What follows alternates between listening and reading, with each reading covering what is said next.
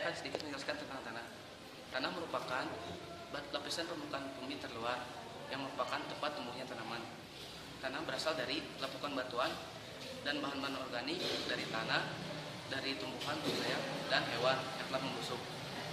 Nah, dalam artian lain, tanah adalah lapisan tipis kulit bumi dan terletak paling luar. Tanah berasal dari pelapukan batuan induk atau anorganik atau merupakan pelapukan atau erosi dari batuan induk organik anorganik yang bercampur dengan bahan-bahan organik. Nah, adapun bahan-bahan yang merupakan pembentuk dari tanah yaitu padat, cair, gas, dan organisme. Nah, keberadaan jenis tanah di suatu tempat ditentukan oleh satu, batuan induk, iklim, topografi, bahan-bahan organik, dan umur tanah tersebut. Nah, di daerah iklim tropis seperti di kita ini, keberadaan jenis tanah sangat ditentukan oleh dua faktor, yaitu faktor suhu dan kelembaban udara. Nah, adapun sebelum kita masuk ke jenis-jenis tanah, saya akan menjelaskan sedikit tentang pengklasifikasian jenis tanah. Klasifikasi tanah dibedakan menjadi dua, yaitu klasifikasi tanah alami dan kedua klasifikasi teknis. Apa sih klasifikasi tanah alami itu?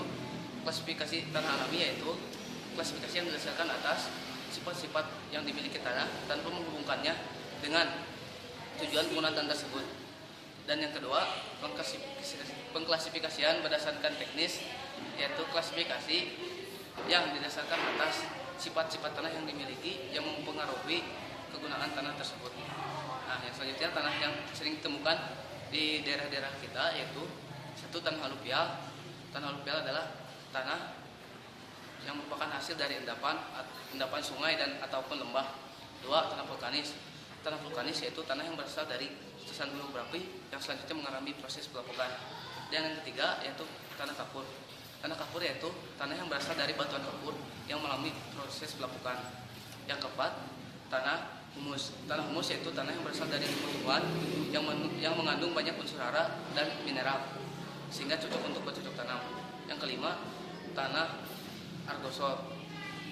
Tanah argosol yaitu tanah yang bersifat yang berasal dari rawa, tumbuhan dari rawa yang selanjutnya mengalami pembusukan. Yang keenam itu tanah litosol. Tanah litosol yaitu tanah yang berbatu-batu.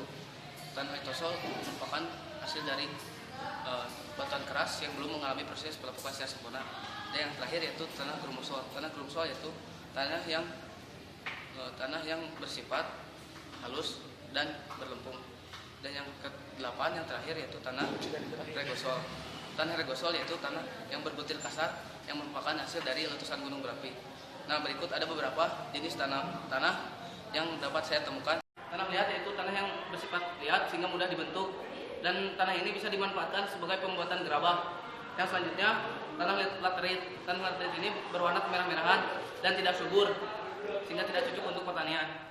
Dan selanjutnya tanah humus. Tanah humus berasal dari tumbuh-tumbuhan dan mengandung banyak unsur hara. Tanah humus berwarna agak hitam-hitaman dan bersifat gembur. Yang selanjutnya tanah pasir. Tanah pasir yaitu tanah yang mudah dilalui air karena bersifat poros.